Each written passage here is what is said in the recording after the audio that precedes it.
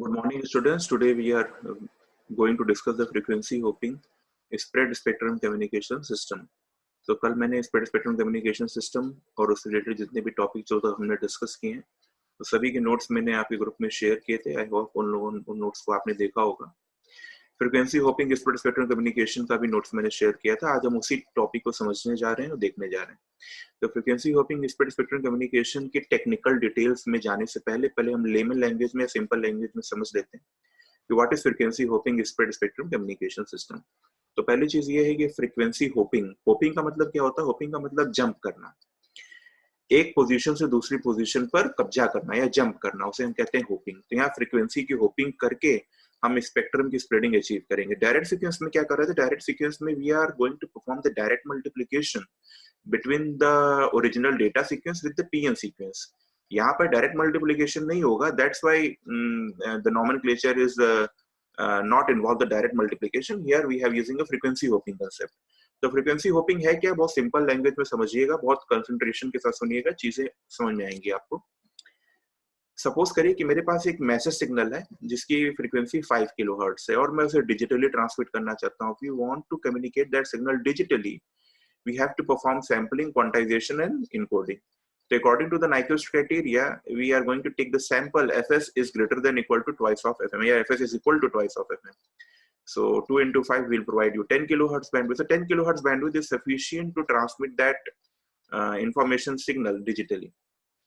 Now, if you want to involve a spread spectrum communication system, तो पहली definition तो यही है कि in spread spectrum communication system the bandwidth requirement is much larger than the minimum required bandwidth. तो हम इस condition को फुलफिल करने के लिए हमने 10 किलोहर्ट्ज पे कम्युनिकेशन नहीं स्टार्ट किया, हमने उसे 100 किलोहर्ट्ज प्रोवाइड कर दिया। 100 किलोहर्ट्ज की बैंडविड्थ प्रोवाइड कर दी। अभी हमारा सिग्नल जो ओरिजिनल सिग्नल था वो 10 किलोहर्ट्ज की बैंडविड्थ में ही है। मैंने आपको बताया था कि बैंडविड्थ जितनी नैरो होगी पावर लेवल उतना ही ज्यादा होगा।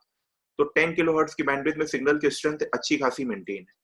अभी 100 किलोहर्ट्ज हमने उसको अवेलेबल करा दिया। अब वो सिग्नल पूरे के पूरे 100 किलोहर्ट्ज में स्प्रेड नहीं होगा, वो पूरे के पूरे 100 किलोहर्ट्ज में जैसे डायरेक्ट सीक्वेंस में होता था स्प्रेडिंग होती थी वैसे नहीं होगा। यहाँ पर क्या होगा, आपका जो ओरिजिनल सिग्नल है वो अपनी कैरियर फ्रीक्वेंसी को जंप करेगा। कैसे करेगा? सपोज करिए इनिशियली आपका जो सिग्नल था, इफेक्टिव सिग्नल जो रिजल्टेंट सिग्नल था, स्पेक्ट्रम स्प्रेडिंग के बाद यानी फ्रीक्वेंसी होपिंग आपने परफॉर्म कर लिया। तो फ्रीक्वेंसी होपिंग के बाद आपका जो ओरिजिनल सिग्नल था जो 1 से 10 किलोहर्ट्ज में था वो अब जंप कर रहा है 1 से 10, 11 से 20, 21 to 30, 31 to 40 and so on up to 91 to 100। ये जो जंपिंग हो रही है सीक्वेंशियल मैनर में नहीं है, ये रैंडम मैनर में। यानी ये केवल दो ही लोगों को पता है कि किसी पर्टिकुलर इंस्टेंट ऑफ टाइम पर किस पर्टिकुलर 10 किलोहर्ट्ज की बैंडविड्थ में आपका सिग्नल होगा। हो सकता है ये जंपिंग 1 से 10 किलोहर्ट्ज के बाद 91 टू 100 किलोहर्ट्ज हो, उसके बाद 51 टू 60 किलोहर्ट्ज हो, उसके बाद 81 टू 90 किलोहर्ट्ज हो।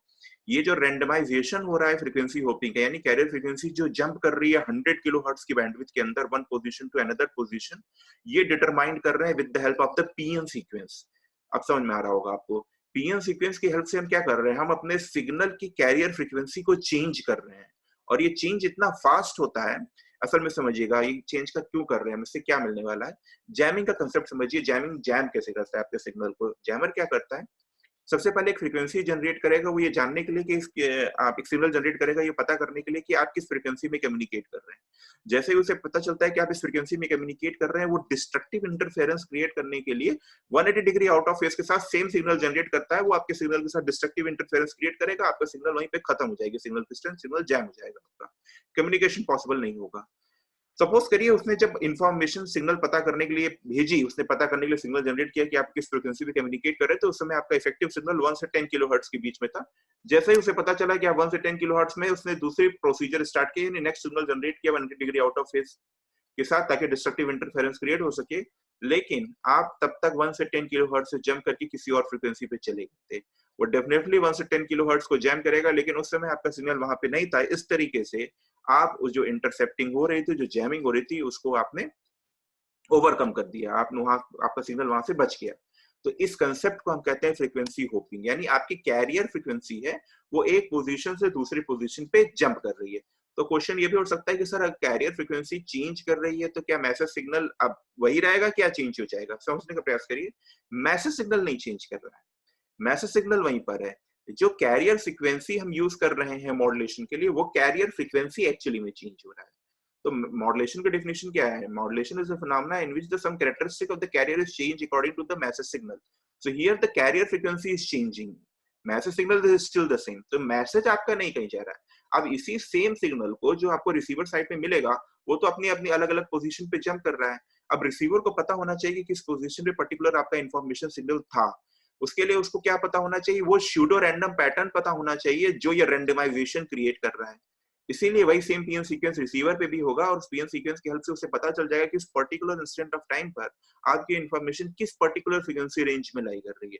उसी फ्रीक्वेंसी रेंज में से वो आपके सिग्नल को एक्सट्रैक्ट कर लेगा. समझ में आया कि नहीं समझ में आया? तो डायरेक्ट सीक्वेंस में हम ये नहीं कर रहे थे. डायरेक्ट सीक्वेंस में हम क्या कर रहे थे? We are going to directly perform the multiplication with your data sequence with the PM sequence. वहां पर डायरेक्ट मल्टीप्लिकेशन हो रहा था. यहाँ पर क्या हो रहा है आपका?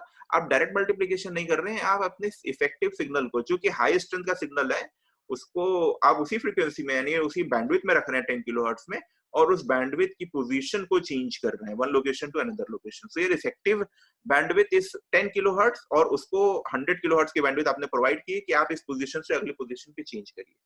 दैट बेसिक कांसेप्ट और phenomena is known as frequency hopping spread spectrum communication system. Clear है? अब टेक्निकल डिटेल्स पे चलते हैं. क्या लिखा हुआ है जैसे कि आप लोगों ने पढ़ा भी होगा, मैंने भेजा था. अब उन चीजों को देखेंगे जो मैंने कहा, उससे कैसे इंटरलिंक कर रहे हैं चीजों को. स्टेटमेंट पढ़ेंगे, स्टेटमेंट से जो हमें समझ में आएगा उसको डिस्कस करते जाएंगे. चलिए स्टेटमेंट पढ़ते हैं. क्या कह रहे हैं? The concept of frequency hopping spread spectrum involves the variation of carrier frequency over regular interval. ठीक है? रेगुलर इंटरवल के बाद कैरियर फ्रीक्वेंसी अपनी पोजीशन को चेंज कर रहा है. रेगुलर इंटरवल कौन डिसाइड कर रहा है? पीएम सीक्वेंस डिसाइड कर रहा है.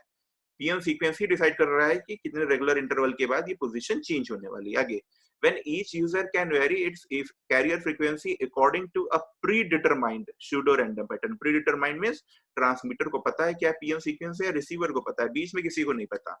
अगर आप सीक्वेंशियली चेंज करेंगे 1 से 10, 11 टू 20, 31 टू 40 एंड सो, तो उससे क्या होगा? जो भी यूजर होगा वो आपके पैटर्न को समझ जाएगा. वो कहेगा अच्छा ये तो सीक्वेंशियली चेंज कर रहा है अपनी पोजीशन को, तो वो भी समझ जाएगा इस पर्टिकुलर इंस्टेंट ऑफ टाइम पे यहाँ पे ब्लॉक करना है, इस पर्टिकुलर इंस्टेंट ऑफ टाइम पे यहाँ पे ब्लॉक करना है.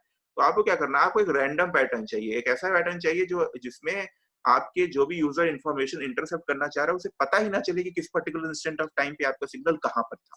वो केवल डेडिकेटेड ट्रांसमीटर को पता होगा, डेडिकेटेड रिसीवर को पता होगा. यही तो पीएम सीक्वेंस का काम है, रैंडमाइजेशन जनरेट करना है, बैंडविड्थ की स्प्रेडिंग करना है. क्लियर? पढ़ते हैं, स्टेटमेंट कंप्लीट करते हैं. When each user can vary its carrier frequency according to a predetermined pseudo random pattern, its resultant signal, evasive signal means resultant signal, effectively occupies a broader spectrum. Clear है? And become harder to intercept and jam. यानी आपको जो resultant signal है वो पहले 10 kilohertz में था, अभी वो 10 किलोहर्ट्ज उसके पास नहीं है, उसके पास 100 किलोहर्ट्ज है, और 100 किलोहर्ट्ज में वो जंप कर रहा है एक जगह से दूसरी जगह पे, and it become very hard to intercept and jam. This is the concept of frequency hopping. सारी बातें मैंने इसी पैराग्राफ में बता दी. यही बेसिक कंसेप्ट है फ्रीक्वेंसी होपिंग का. क्लियर है? नीचे ब्लॉक डायग्राम देखते हैं, बना रखा है इन्होंने, किस तरीके से इंप्लीमेंट कर रहे हैं. देखते हैं नीचे. So this is the basic implementation diagram of your frequency hopping spread spectrum signal. Short form में FHSS कहते हैं. तो यहाँ पर ट्रांसमीटर साइड देखते हैं, फिर रिसीवर पे चलेंगे. ट्रांसमीटर साइड में हमारे पास 4 ब्लॉक हैं. FSK modulator, frequency of converter, frequency synthesizer, pseudo generator. Suppose करिए आपका ओरिजिनल डेटा सीक्वेंस सबसे लेफ्ट में प्रेजेंट है, डेटा सीक्वेंस DT था और उसको हमने अप्लाई किया है. सबसे पहले हम क्या परफॉर्म करेंगे? सबसे पहले हम मॉड्यूलेशन परफॉर्म करेंगे. यानी हम क्या कर रहे हैं? हम बेसबैंड ट्रांसमिशन नहीं कर रहे हैं, पास बैंड ट्रांसमिशन कर रहे हैं या बैंड पास ट्रांसमिशन कर रहे हैं. Band pass transmission we are transmitting the modulated signal. तो फर्स्ट हम यहाँ पे परफॉर्म करेंगे FSK मॉड्यूलेशन. FSK मॉड्यूलेशन आपको ध्यान है, लैब में हमने परफॉर्म किया था. FSK modulation is a phenomena in which the frequency of the carrier frequency of the carrier signal is changed according to the instantaneous value of the message signal. जैसे frequency modulation था वैसे FSK frequency modulation में message signal log form में था, यहाँ पर आपका message signal digital form में होगा. दैट्स यानी अगर सपोज करिए आपका बाइनरी सीक्वेंस 0101 है, तो 0 के लिए आपके सिग्नल की कैरियर की फ्रीक्वेंसी डिक्रीज कर जाएगी और 1 के लिए इंक्रीज कर जाएगी. तो दो ही तो मिले आपको. 1 के लिए सिग्नल की फ्रीक्वेंसी को इंक्रीज कर दीजिए, रिजल्टेंट सिग्नल को जो मॉड्यूलेशन के बाद मिलेगा, और 0 के लिए उसको डिक्रीज कर दीजिए, तो 2 फ्रीक्वेंसी कंपोनेंट मिल गए. क्लियर है? अगर हम केवल 2 0 1 को ट्रांसमिट कर रहे हैं, अगर हम 4 सिंबल को ट्रांसमिट कर रहे हैं 0 0 1 0 1 1 0 0 0 1 1 0 एंड 1 1, तो यहाँ पर क्या होगा? आपकी फ्रीक्वेंसी 4 पार्ट्स में इंक्रीज होगी. पहले एज इट इज थी, फिर उसके बाद थोड़ा इंक्रीज हुआ, फिर इंक्रीज हुआ, 4 से डिवाइड कर लीजिए. टोटल फ्रीक्वेंसी के वेरिएशन को 4 से डिवाइड कर लीजिए. अगर हम 3 बिट के कॉम्बिनेशन को यूज करते हैं 000 टू 111, तो हमारे पास टोटल 8 कॉम्बिनेशन होंगे तो आप टोटल फ्रीक्वेंसी की वेरिएशन को 8 से डिवाइड कर लीजिए, यानी इतने टाइम फ्रीक्वेंसी चेंज हो रही होगी। इसी तरीके से हम फ्रीक्वेंसी कैरियर की फ्रीक्वेंसी को चेंज करते हैं और उसको कहते हैं FSK modulation, frequency shifting modulation. अब बात समझने की कि जब direct sequence spread spectrum communication use कर रहे थे तो वहां पर हमने क्या यूज किया था, हमने पीएसके मॉड्यूलेशन यूज किया था, फेज शिफ्टिंग। क्यों? क्योंकि मैंने आपको बताया था कि प्रोबेबिलिटी ऑफ एरर पीएसके की मिनिमम होती है, सबसे बेस्ट मॉड्यूलेशन टेक्निक पीएसके की है। तो why we are using the FSK here, the reason behind that is कि in PSK modulation coherent synchronization is required, यानी जो भी आप कैरियर यूज कर रहे थे रिसीवर साइड पर, ट्रांसमीटर साइड पे, वही सेम कैरियर आपको यूज करना पड़ा था रिसीवर साइड में इन फेज एंड फ्रीक्वेंसी, ताकि आप क्या कर सकें, कोहेरेंट डिटेक्शन कर सकें। आप देखिएगा जब डायरेक्ट सीक्वेंस हमने डिस्कस किया था, डायरेक्ट सीक्वेंस में मैंने सेकंड पार्ट डिस्कस किया था, डायरेक्ट सीक्वेंस बीपीएसके में हमने 2 मॉड्यूलेशन यूज किया था। वैसी तरीके से हमने उस 2 मॉड्यूलेशन को रिकवर करने के लिए रिसीवर साइड पे 2 डी मॉड्यूलेशन परफॉर्म किया। तो वहां पे हम क्या यूज कर रहे थे, synchronous coherent BPSK, synchronized BPS, synchronous BPSK use कर रहे थे, सेम कैरियर यूज कर रहे थे। यहाँ पे क्या प्रॉब्लम है, यहाँ पे सबसे बड़ी प्रॉब्लम ये है कि आप हर टाइम अपने सिग्नल को जंप करा रहे हैं। आपका सिग्नल एक पोजीशन पे है नहीं, आपका सिग्नल कभी किस फ्रीक्वेंसी पे, किसी दूसरे फ्रीक्वेंसी पे, कभी तीसरी फ्रीक्वेंसी पे। और पीएसके की सबसे बड़ी प्रॉब्लम यही है कि पीएसके में कोहेरेंट डिटेक्शन ही पॉसिबल है। तो कोहेरेंट डिटेक्शन के लिए आपको सेम कैरियर फ्रीक्वेंसी की फेज और फ्रीक्वेंसी चाहिए। अगर यहाँ पे मैं पीएसके यूज कर लूंगा तो आप सोच सकते हैं कितनी बड़ी प्रॉब्लम होगी, क्योंकि अगर पीएसके ही चेंज हो रहा है, कैरियर सिग्नल ही बार बार चेंज हो रहा है, तो हर बार नए कैरियर सिग्नल की फेज और फ्रीक्वेंसी को ट्रैक करना for the coherent detection it become very difficult. तो इन्होंने यहाँ पर क्या यूज किया, एफएसके, क्योंकि एफएसके में हमारे पास non coherent detection technique available है, इसलिए हमने सेकंड ऑप्टिम, सबसे बेस्ट क्या था, पीएसके, उसके बाद एफएसके, उसके बाद एएसके, तो हमने एफएसके यूज कर लिया, नॉन कोहेरेंट डिटेक्शन पॉसिबल होता है। चलिए देखते हैं ब्लॉक डायग्राम फटाफट। तो पहले हमने क्या किया, एफएसके मॉड्यूलेशन परफॉर्म किया, एफएसके मॉड्यूलेशन के बाद हमें एफएसके मॉड्यूलेटेड सिग्नल मिल जाएगा, ठीक है। अब यहाँ पर क्या है, frequency up converter. Frequency up converter क्या है, बेसिकली फ्रीक्वेंसी अप कन्वर्टर में 2 डिवाइसेस होते हैं, एक तो मल्टीप्लायर होता है जिसे आप मिक्सचर भी कह सकते हैं, और एक बैंड पास फिल्टर होता है। मिक्सचर के आउटपुट पर या मल्टीप्लायर के आउटपुट पर ढेर सारे सिग्नल जनरेट होंगे according to the applied input. Suppose करिए 2 इनपुट है, F1 और F2। तो F1 F2 जब आप मिक्सर के इनपुट पर अप्लाई करेंगे तो आपको क्या मिलेगा, plus minus F1 plus minus F2, ठीक है कि नहीं, ठीक है। पॉसिबल कॉम्बिनेशन 4 ही बनते हैं, plus minus F1 plus minus F2, ये सारे कॉम्बिनेशन है, F1 minus F2, F1 plus F2, F2 minus F1, F2 plus F1, मतलब ये सारे पॉसिबल कॉम्बिनेशन बनते हैं। तो उसमें से आप जो भी रिजल्टेंट सिग्नल चाह रहे हैं उसको फिल्टर से सेलेक्ट कर लेंगे। तो this is the whole combination of that mixer and filter is called frequency up converter. तो फ्रीक्वेंसी अप कन्वर्टर हम यूज कर रहे हैं, क्यों यूज कर रहे हैं, क्योंकि अभी हम क्या करने वाले हैं, जो रिजल्टेंट मॉड्यूलेटेड सिग्नल मिला है उसकी कैरियर फ्रीक्वेंसी को हमें क्या करना है, हमें उसकी कैरियर फ्रीक्वेंसी को चेंज करना है। किसके अकॉर्डिंग चेंज करना है, according to the pseudo random pattern. तो नीचे आप देख रहे हैं 2 ब्लॉक है, pseudo generator and frequency synthesizer. Frequency synthesizer क्या कर रहा है, वो फ्रीक्वेंसी जनरेट कर रहा है। किसके अकॉर्डिंग जनरेट कर रहा है, फ्रीक्वेंसी जो जनरेशन हो रही है वो कहीं से तो हो रही होगी, कोई तो उसे कंट्रोल कर रहा होगा। उसे जो कंट्रोल कर रहा है वो पीएन सीक्वेंस जनरेटर कर रहा है, यानी पीएन सीक्वेंस जनरेटर एक डिजिटल सिग्नल है, और आपका फ्रीक्वेंसी सिंथेसाइजर क्या कर रहा है, फ्रीक्वेंसी जनरेट कर रहा है according to the application, according to the applied PN sequence generator. जो पीएन सीक्वेंस जनरेटर है वो रैंडम इन नेचर है, वो अलग अलग फॉर्म में जनरेट होता जा रहा है, और अकॉर्डिंग टू दैट रैंडमाइजेशन आपकी जो कैरियर फ्रीक्वेंसी, जो फ्रीक्वेंसी जनरेट कर रहा है वो भी चेंज हो रही है। अब फ्रीक्वेंसी अप कन्वर्टर में क्या होगा, एफएसके मॉड्यूलेशन की फ्रीक्वेंसी आ रही है, आपके फ्रीक्वेंसी सिंथेसाइजर से भी फ्रीक्वेंसी जनरेट हो रही है, दोनों फ्रीक्वेंसी आपस में मैच होगी। अब रिजल्टेंट सिग्नल क्या होगा, सपोज करिए एफएसके मॉड्यूलेटर से जो सिग्नल जनरेट हो रहा था उसकी फ्रीक्वेंसी को रिप्रेजेंट कर रहे हैं ओमेगा एम से, फ्रीक्वेंसी सिंथेसाइजर से जो फ्रीक्वेंसी जनरेट हो रही है उसको हम कर रहे हैं omega H, H for hopping, omega H. तो omega M plus omega H ये टोटल फ्रीक्वेंसी हो गई, टोटल बैंडविड्थ हो गई। अभी ओमेगा एम वेरी नहीं कर रहा है, ओमेगा एच जो है वो वेरी कर रहा है। ओमेगा एच किस पे डिपेंड कर रहा है, पीएन सीक्वेंस से। पीएन सीक्वेंस में हर बार अपनी बिट्स को चेंज करता जा रहा है, ओमेगा एच वेरी करता जा रहा है। तो whole combination omega plus omega H क्या हो रहा है, चेंज कर रहा है, अलग अलग फ्रीक्वेंसी बैंड में। इंफॉर्मेशन स्टिल ओमेगा एम में ही है, लेकिन omega M plus omega H में ओमेगा एच वेरी कर रहा है, तो टोटल बैंडविड्थ आपकी चेंज कर रही है। That is the concept behind the frequency hopping spread spectrum communication system. ये रिजल्टेंट सिग्नल प्रोपेगेट होगा आरएफ चैनल पे, इंटरफेरेंस सिग्नल ऐड होगा, कोई फर्क नहीं पड़ेगा, वो किसी और फ्रीक्वेंसी पे ऐड होगा, हमारा सिग्नल वहां पर नहीं था। फिर वही सेम हम रिवर्स ऑपरेशन परफॉर्म करेंगे, फ्रीक्वेंसी डाउन कन्वर्टर लगाएंगे, फ्रीक्वेंसी डाउन कन्वर्टर से ओमेगा एच के कंपोनेंट को बाहर करेंगे, ओमेगा एम रिकवर करेंगे, एफएस के डी डिटेक्शन करेंगे, और आपका रिजल्टेंट मैसेज सिग्नल आपको रिकवर हो जाएगा। This is the basic block diagram of your frequency hopping spread spectrum communication system. देखिए नीचे स्टेटमेंट में क्या लिखा है, उसको पढ़ते हैं।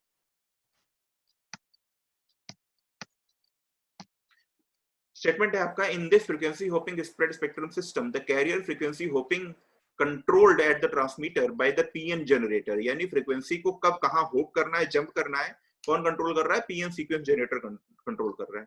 To track the hoping of carrier frequency, the receiver must utilize the same PN sequence generator in synchronization with the transmitter PN sequence generator. मैंने आपको बताया था कि अगर आपको ये ट्रैक करना है कि किसी पर्टिकुलर इंस्टेंट ऑफ टाइम पर आपका मैसेज, आपका इफेक्टिव सिग्नल, रिजल्टेंट सिग्नल कहां पर है, तो आपको सेम पीएन सीक्वेंस की रिक्वायरमेंट होगी. वही सेम पीएन सीक्वेंस रिसीवर के पास है, उसी की हेल्प से ये पता करेगा कि कहां पर आपका रिजल्टेंट सिग्नल प्रेजेंट है.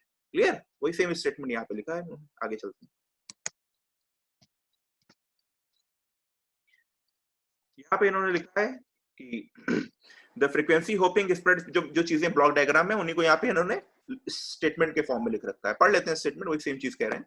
The frequency hopping spread spectrum signal adopt binary और एमआरएफएस की मॉड्यूलेशन. मैंने आपको बताया था, अगर आप केवल 0-1 यूज करते हैं तो उसे हम कहते हैं बाइनरी. अगर आप दो सिंबल के कॉम्बिनेशन यूज करते हैं 0001 1011, इसे हम कहते हैं 4 अरे मॉड्यूलेशन. अगर आप 3 सिग्नल यूज करते हैं 000 001 010 अप टू 111, तो ये क्या हो जाएगा? ये आपका हो जाएगा 8 अरे मॉड्यूलेशन. इसी तरीके से अगर आपके पास m नंबर ऑफ बिट्स हैं तो इसको हम क्या करेंगे? m अरे एफएस के मॉड्यूलेशन कह देते. तो यही भी कह रहा है कि the frequency hopping spread spectrum signal adopt binary और m अरे एफएस के modulation. m is stand for the number of possible combination. अगर 2 बिट है तो 4 होगा m की वैल्यू, अगर 3 बिट है तो m की वैल्यू 8 होगी, अगर 4 बिट है तो m की वैल्यू 16 होगी, and so on. So m अरे एफएस के modulation rather than psk and QAM, because in fsk, statement ध्यान से सुनिएगा, because in FSK require less coherent और नॉन कोहेरेंट डिटेक्शन. यहाँ पे कोहेरेंट डिटेक्शन की रिक्वायरमेंट नहीं है. कैरियर चेंज हो रहा है, कोहेरेंट की कंडीशन है, हमें वही कैरियर चाहिए जो ट्रांसमीटर पे यूज हो रहा था, और वही कैरियर बार बार चेंज हो रहा है, तो हम क्यों कोहेरेंट डिटेक्शन करेंगे, हम क्यों प्रॉब्लम क्रिएट करेंगे? हम एफएसके मॉड्यूलेशन यूज करेंगे क्योंकि हमें non coherent detection technique available है. आगे चलते हैं. Due to the PN hopping pattern, coherent detection would require the receiver to maintain phase coherence with the transmitter at every one of the frequency used in the hopping pattern. यही problem हो रही है. Such requirement would be difficult to satisfy during frequency hopping. That's why we are not using the frequency phase shifting in frequency hopping spread spectrum technique. Clear? आगे चलते हैं. Equation के form में बताना चाहे कि जो हम रिजल्टेंट सिग्नल मिल रहे हैं तो इक्वेशन के फॉर्म में उन्होंने लिख रखा है. कोई कठिन इक्वेशन नहीं, बहुत आसान है. देखिएगा, the frequency up converter is a mixture of multiplier followed by a band pass filter. मैंने आपको बताया था, it will be a multiplier, it will be a mixer. दोनों चीजें सेम ही है. सो एम अरे एफएसके मॉड्यूलेशन को हम इस तरीके से लिखते हैं, FSK is equal to a cos omega mt plus phi m. अभी मैं बहुत डिटेल में नहीं जा रहा हूँ कि एफएसके की बेसिक इक्वेशन क्या होती है, क्योंकि एफएसके आपके यूनिट फर्स्ट में था, आपने इक्वेशन देखी भी होगी. यहाँ पर बहुत सिंपल लैंग्वेज में उसको समझ लेते हैं कि अगर m अरे एफएसके की इक्वेशन लिखनी है तो m अरे एफएसके की इक्वेशन यही है, a is the amplitude cos of omega mt plus phi m. So omega m is your message signal frequency and phi m is that FSK की वजह से जो जनरेट हो रहा है वेरिएशन फ्रीक्वेंसी में, उसको फेज में कन्वर्ट कर देते हैं. एक्चुअली में वो ओमेगा m के बाद ओमेगा 1, ओमेगा 2, ओमेगा 3, ओमेगा 4 इस तरीके से फ्रीक्वेंसी में वेरिएशन आ रहा होगा. उसमें ओमेगा 1, ओमेगा 2, ओमेगा 3, ओमेगा 4 जो अलग अलग फ्रीक्वेंसी चेंज कर रही होगी FSK में, उसमें जब t का मल्टीप्लीकेशन होगा तो omega 1 into T, omega 2 into T, ये सब क्या है? ये फेज ही तो है. Angular frequency into time will provide you the phase. उसको उन्होंने phi m से रिप्रेजेंट कर दिया है. वो जब हम FSK पढ़ेंगे तो इक्वेशन और क्लियर हो जाएगी. अभी बस समझ लीजिए कि this is the basic and standard equation of your m array FSK. So FSK SFSK is equal to a cos omega mt plus phi m for a given time bit interval. m क्या है? केवल time interval है आपका. ts to 2ts, 2ts to 3ts, 3ts to 4ts, अलग अलग time bit interval के लिए. ठीक है. where ts is the symbol period, जो symbol pn data symbol transmit किया जा रहा है उसका सिंबल ड्यूरेशन ts है. आगे चलते हैं. Frequency synthesiser output is constant. Frequency synthesiser का जो आउटपुट जनरेट हो रहा है, फ्रीक्वेंसी जो जनरेट हो रही है वो कांस्टेंट है. कांस्टेंट कैसे? क्योंकि अभी तो बता रहे थे फ्रीक्वेंसी सिंथेसाइजर का आउटपुट चेंज हो रहा है. समझिएगा, स्टेटमेंट कंप्लीट तो करने दीजिए मुझे. The frequency synthesiser output is constant for a period of TC often known as chip. एक चिप इंटरवल के लिए आपका फ्रीक्वेंसी चेंज, जैसे जैसे बिट चेंज हो रही है, ओमेगा एच चेंज हो रहा है. ओमेगा एच चेंज होगा, ओमेगा एच जाके ऊपर किसके साथ अटैच हो रहा है? ओमेगा एम के साथ. तो ओमेगा एच चेंज होगा तो omega M plus omega H पूरी बैंडविड्थ चेंज होगी. नीचे लिखा हुआ है, if we don't denote the frequency synthesiser output as omega H in a given chip, then frequency hopping spread spectral signal, frequency converter का output S F H is equal to A cos omega H plus omega M, ऊपर जो लिखा हुआ था FSK का signal omega H plus omega M T plus 5। तो यहाँ पर omega H plus omega M पूरा चेंज हो रहा है, लेकिन ओमेगा एम की वजह से नहीं चेंज हो रहा है। ओमेगा एम में तो मैसेज सिग्नल था, ओमेगा एच की वजह से चेंज हो रहा है। और ओमेगा एच किसके अकॉर्डिंग चेंज हो रहा है? According to your PN sequence. Clear है कि नहीं? जिसमें हम हर एक बिट को क्या कहते हैं? चिप कहते हैं, और उसके ड्यूरेशन को क्या कहते हैं? चिप ड्यूरेशन कहते हैं। समझ में आ रहा है कि नहीं समझ में आ रहा है? This is the basic equation of your frequency hopping spread spectrum signal, जिसमें आपका इफेक्टिव सिग्नल है, जो रिजल्टेंट सिग्नल है, वो अपनी पोजीशन को चेंज कर रहा है। वो किसके अकॉर्डिंग कंट्रोल हो रही है? ओमेगा एच के अकॉर्डिंग। ओमेगा एच किसके कारण कंट्रोल हो रहा है? With the PN sequence. Clear? आगे चलते हैं। यहाँ पे उन्होंने कुछ पैरामीटर्स के बेसिस पर ये जानने की कोशिश की कि फ्रीक्वेंसी होपिंग स्प्रेड सिग्नल कितना इफेक्टिव है, कितना बेहतर है। पैरामीटर कैसे उन्होंने डिस्कस किया, देखते हैं।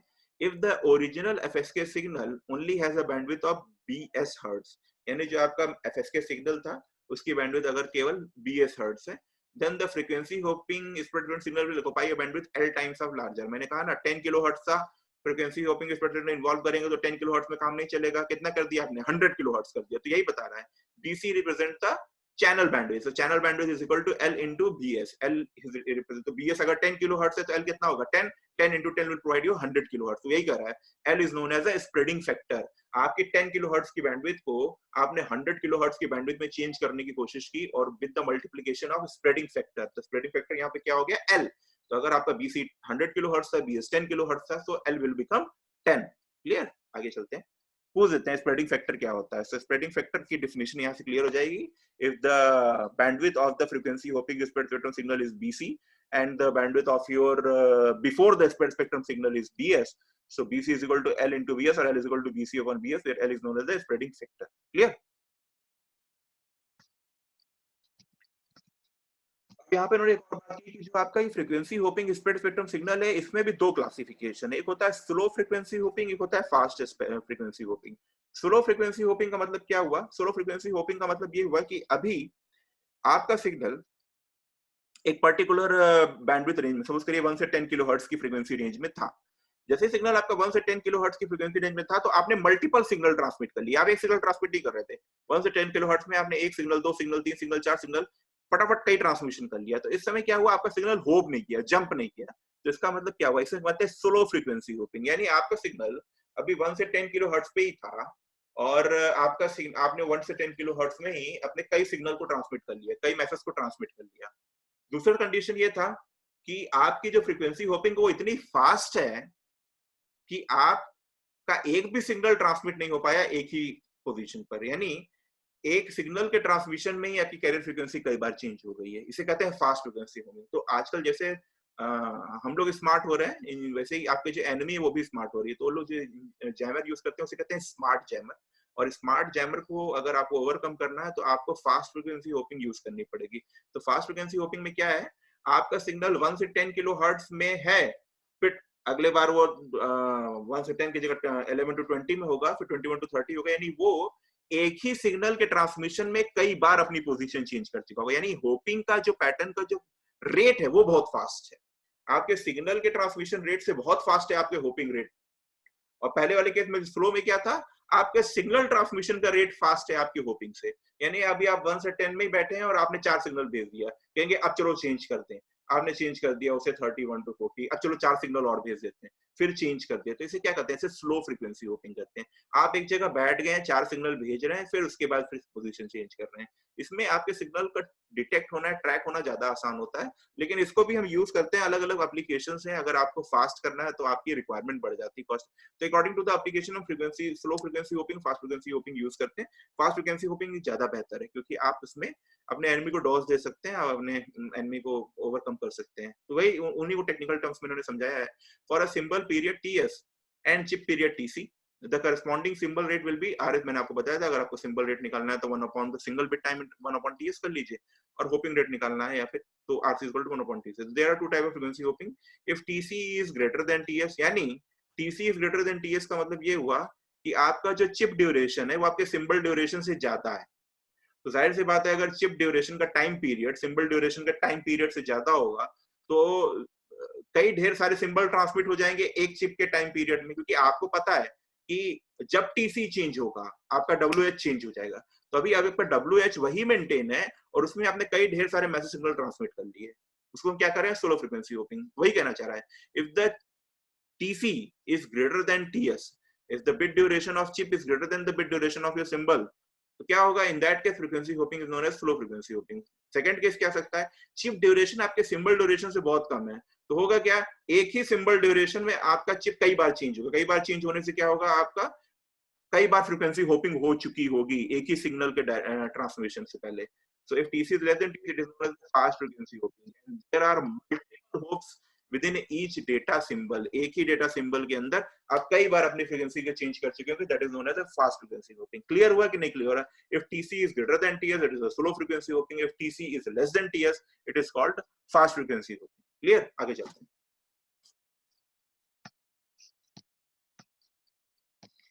ठीक है, उन्होंने सिग्नल टू इंटरफेरेंस रेशियो पे भी बात की कि किस तरीके से सिग्नल टू इंटरफेरेंस रेशियो हमारा इंक्रीज कर जाता है with the help of a frequency hopping spread spectrum signal. क्या कह रहे हैं, one major advantage of frequency hopping spread spectrum lies in its ability to combat jamming. Suppose a jamming source has a finite level of jamming power PJ, यानी आपका जो jamming source है या interfering source है, उसकी जो power है, जिस पावर से वो इंटरफेयरिंग सिग्नल जनरेट कर रहा है, उस पावर है आपकी PJ। ठीक है, against a narrow band signal with a bandwidth BS, यानी आपने अभी frequency hopping spread spectrum perform नहीं किया, तो आपका 10 किलोहर्ट्ज में ही बैंडविड्थ में सिग्नल है, उसे 10 किलोहर्ट्ज को ये BS कर रहा है, तो उसको पता चल गया कि आप उस 10 किलोहर्ट्ज में है, वो क्या करेगा, आपके सिग्नल को जैम करने के लिए उसे 10 किलोहर्ट्ज पे अपनी पूरी पावर लगा देगा। जाहिर सी बात है, 10 किलोहर्ट्ज एक नैरो बैंड है, अभी वो जो सिग्नल भेजेगा उसकी पावर लेवल कहीं गुना ज्यादा होगी, अच्छी खासी स्ट्रेंथ होगी, वो आपके सिग्नल को ब्लॉक कर देगा। तो यही कह रहा है, against a narrow band signal, frequency hopping से पहले की बात हो रही है, against a narrow band signal with a bandwidth of BS 10 kilohertz, the jamming source can transmit within BS, उसी 10 kilohertz पे कंसंट्रेशन है उसका, at all time, सारे टाइम उसी पे कंसंट्रेट है, अरे पकड़ लो 10 kilohertz पे कम्युनिकेशन हो रहा है, रोको उसे रोको, creating an interference power spectral density level of PJ upon BS। PSD क्या होती थी, पावर अपॉन बैंडविड्थ, पावर यहाँ पे कितनी है PJ, बैंडविड्थ कितनी है BS 10 kilohertz, PJ upon BS will provide you the power spectral density of the interfering signal। Hence अगर आपको सिग्नल टू नॉइज रेशियो निकालना है, तब क्या कैलकुलेट है, signal power upon noise power. यहाँ पर हम नॉइज को किससे रिप्लेस कर रहे हैं, इंटरफेरेंस से, तो यहाँ पे हम क्या कैलकुलेट करेंगे, signal to interference ratio. Signal to interference ratio is represented by the signal energy upon interfering energy, या signal power upon interference power. यहाँ पे देखिए,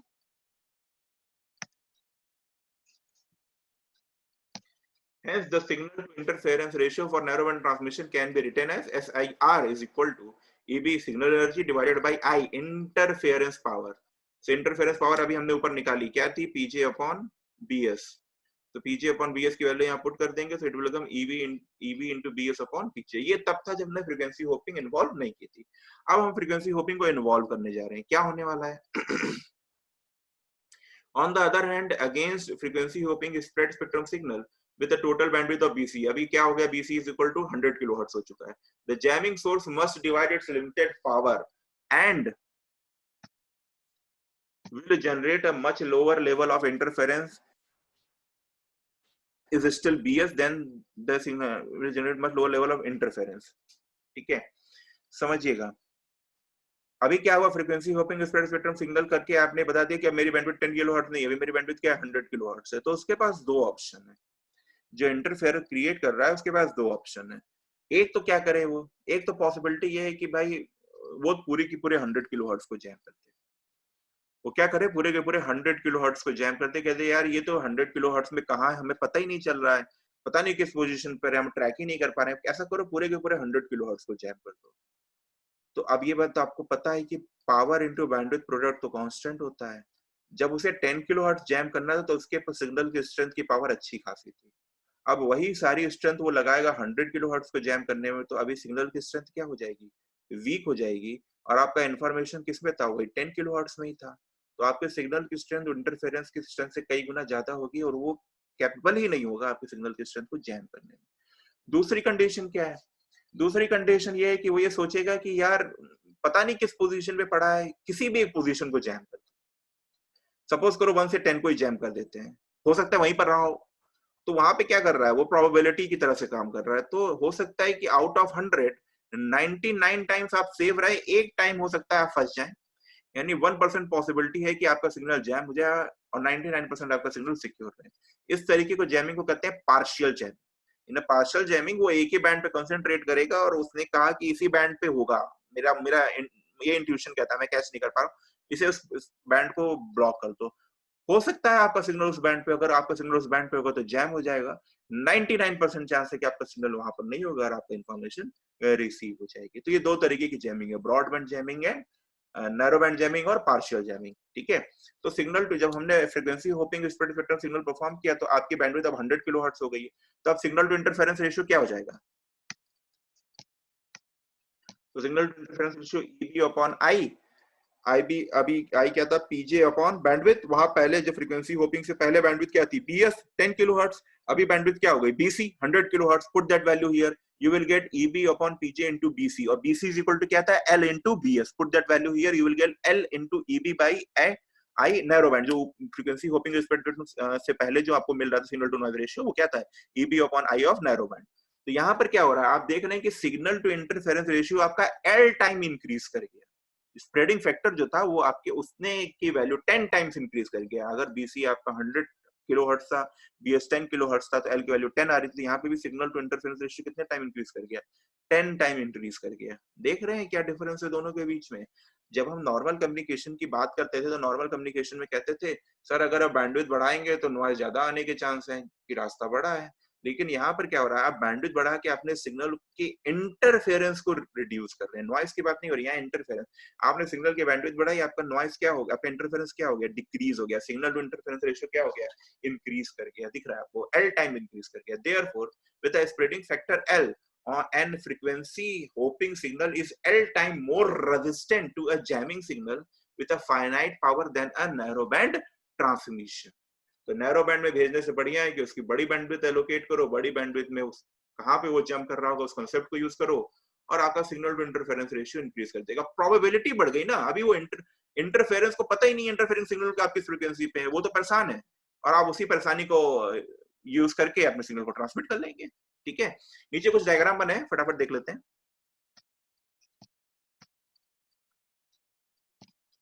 पहला डायग्राम है नैरो बैंड जैमिंग का, जिसमें आपका जो सिग्नल था वो बीएस यानी 10 किलोहर्ट्ज में था, जैमर भी उसी फ्रीक्वेंसी में आपके सिग्नल को जैम कर रहा है। सेकंड देख रहे हैं ब्रॉड बैंड जैमिंग, आप फ्रीक्वेंसी होपिंग परफॉर्म कर चुके हैं, फ्रीक्वेंसी होपिंग परफॉर्म करने के बाद आपका जो इफेक्टिव सिग्नल है वो जंप कर रहा है। जो तो बड़े आपको ब्लॉक दिख रहे हैं वो आपके डॉटेड लाइन के बीच में, इसका मतलब जंपिंग हो रही है पूरी की पूरी बीसी में।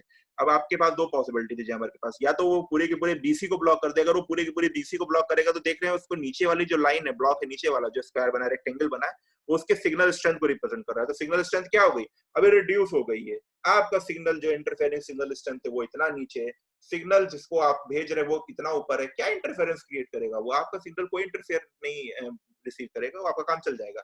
सेकंड पॉसिबिलिटी क्या थी, वो पार्शियल जैम करते, जैसे कि आप यहाँ राइट साइड में देख रहे हैं। इसमें क्या कर रहा है, वो उसने पूरे पूरी बैंड को जैम नहीं किया, उसने कहा कि चलो मैं एक पर्टिकुलर लोकेशन को ही जैम करता हूँ। तो हो सकता है किसी पर्टिकुलर इंस्टेंट ऑफ टाइम पे आपका सिग्नल वहां पर हो, उस समय आपको जैमिंग महसूस होगी, आपका सिग्नल जैम होगा, बाकी टाइम के लिए आप फ्री है।